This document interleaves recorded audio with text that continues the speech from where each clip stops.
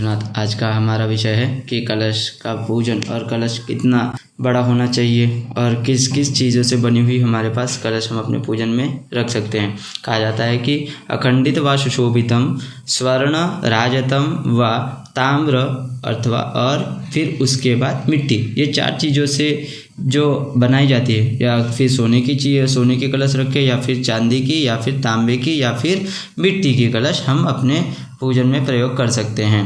फिर बताया जाता है कि कलश कितना बड़ा होना चाहिए, अर्थात उसकी ऊंचाई कितनी होनी चाहिए, उसकी मुख कितनी होनी चाहिए, उसकी जो चौड़ाई है वो कितनी होनी चाहिए, और उसकी जो मूल भाग अर्थात को जो कि निचला स्तर हो वो कितना होना चाहिए। फिर बताया जाता है कि 16 अंगुल कलश की ऊंचाई, अर्थात 1 अंगुल, इसे हम हिंदी में उंगली भी कहते हैं, 16 अंगुल कलश की ऊंचाई बताई जाती है।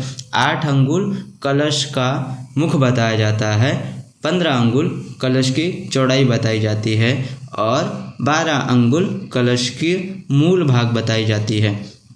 पुनः कहा जाता है कि कलश को आप जिस स्थान पे रखें उस स्थान पे या फिर आप मिट्टी रख करके वहाँ पे स्थापना करें, या फिर एक अक्षता से रख करके धान्य रख करके वहाँ पे एक अष्टदल का निर्माण करें, और निर्माण करने के तत्पश्चात आप उसके ऊपर कलश का स्थान दे सकते हैं। पुनः हम आगामी इस वीडियो पे चर्चा करेंगे कि हमें कलश में क्या क्या निक्षेप करने होते हैं। इसी के साथ हम अपनी वाणी को विराम देते हैं। जय श्री काशी विश्वनाथ।